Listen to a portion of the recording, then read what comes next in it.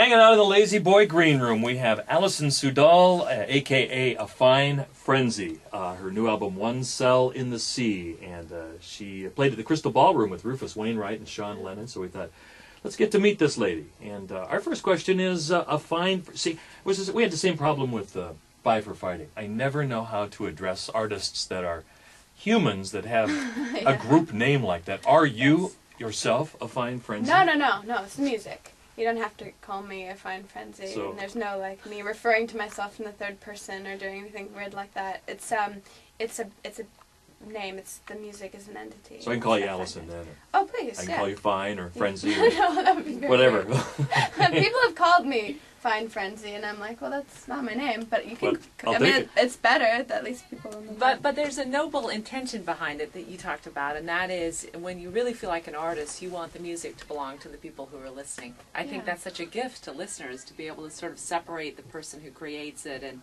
their ego with what you're putting out there.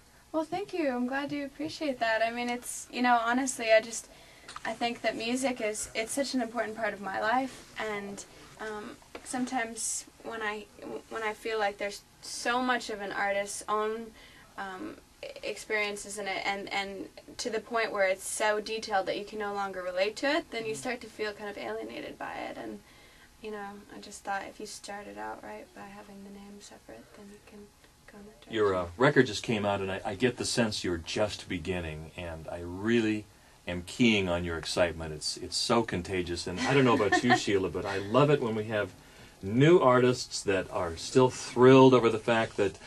Talk a little bit about what you experienced last night at your first show in Seattle at the merch booth. This is so fun. It was so wild, because you go into a new city, and even if it's my hometown, I left so early that we didn't have a fan base in Seattle, or so I thought, and our set time was actually earlier than the show time, so we thought no one's gonna come, and it's just gonna be like a dress rehearsal, and it turned out that the theater was mostly full when we played, and then I just kind of said, I'll be out in the merch booth if you want some autographs, and didn't really think much about it, and came out and looked up, and there was just this huge line of people, and everybody was buying CDs and being so kind, and it was just pretty thrilling. You're like, you guys do know this isn't the line for the drinks, right? Yeah, exactly. This isn't the beer tap. You never know, and you can't tell when people are milling about, but I looked up and there was actually like a line forming, and it's just stuff like that is really cool, and as a new artist, it really gives me a lot of faith in people and in the industry that like this is what it's all about, is that connection between the music and the fans, and that's why we do it. We were talking with your mother about a pretty unique childhood where a single mom, and you very much into your books and literature. So what were some of your best influences, do you think, to be able to become the artist you are today? A lot of it was just sheer volume of literature. I was always reading, and I loved the C.S. Lewis books, the Narnia books, and the Madeleine L'Engle books, and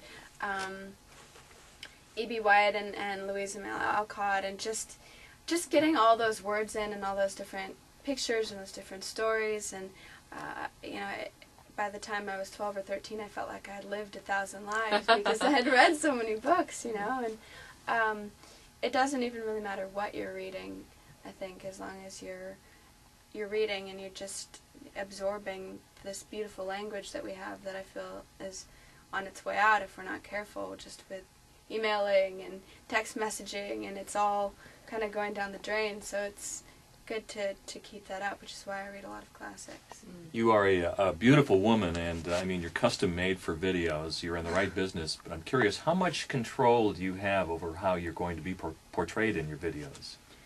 Luckily, Virgin Capital Music Group, which is who I'm signed with, they are so adamant about keeping A Fine Frenzy the way that it is, the way that it started out, that we actually did one video, and I didn't really come across as exactly who I am, and they wanted me to do another video.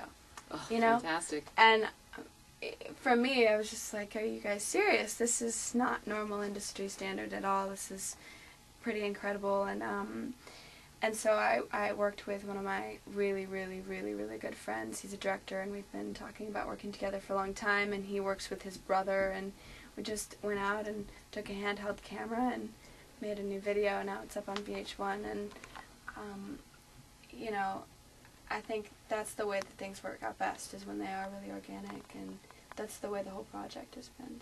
So you play piano today, but are you going to be switching it up a little bit? Do you play other instruments, and other members of your band, will they take a turn at the piano as well? They play guitar. I play guitar as well, but I'm too shy to play in front of people because I forget how to play when I'm being watched. Did you find that piano is a wonderful buffer between you and the audience? It's funny because you would think it'd be a buffer, but I think it's more like a connection, because I think people really respond to piano, and you know, when I play, I don't know, it's weird. I don't feel disconnected to people at all. I feel like you don't have to look at someone to know that they're in the room, and you know, I just play the music and people kind of go off, and it's the pictures that they get in their heads when they listen to the music that's, I think, the most exciting thing. That's the best thing for me when I'm going to a concert, is I close my eyes and I just, you know, like Rufus's set, he takes you all over Europe, you know, and you know, you just close your eyes and you are not where you are, and I think it doesn't matter whether you're standing there and facing the audience or playing piano. It's the images. I was closing my eyes. I'm kind of thinking of, you know, the remarkable women that you remind me of, and Sarah McLachlan and Sia came to mind. Do you have any influences that you can name that you thought, you know, if there was an artist that I'd like to be like, it was sort of like her? Female artists, I would have to say Eva Cassidy, for her voice. Just, I don't know, the first time that I ever bought an album of hers, I sat down on the floor of my bedroom and just cried because I found out that she was not alive, and I wanted so badly to meet her and just find out, you know, how did she sing like that, you know? And kind of just the old greats, you know, like Ella and Billy and Aretha and Etta. Those women had such fire in their voices and in their hearts, and I really admire, and also Mama Cass too. Very I love cool. her. Talk a little bit about the members in your band, because you are surrounded by a very musical group. Why don't you give a little background on them? I love them.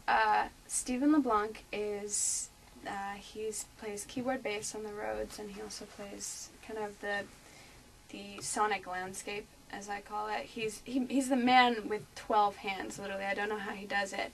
And he also plays guitar, and he is just this absolute rock solid gem. For a while he and I were just touring together, and you know, I can just look at him and he knows my signals so well that if I'm like, help, I'm dying, I'm gonna spontaneously die, because we've been in a few situations that have been that nerve-wracking, and you know, he knows me so well that he can just give me a look and I feel like I can go on. And Dax Nielsen is actually Rick Nielsen's son from Cheap Trick, which I saw the family resemblance. yeah, yeah. No ball cap, but looks like his dad. But he does love baseball. If that has anything to do with it.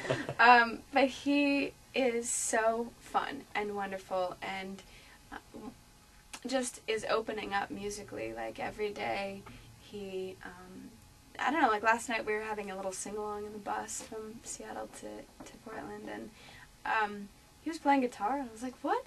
What is this? I mean, I knew he could play guitar, but he was fantastic, you know, and he plays glockenspiel with one hand and drums with the other, and, you know, he's just a real talent and a real good person. He's just got a great heart, and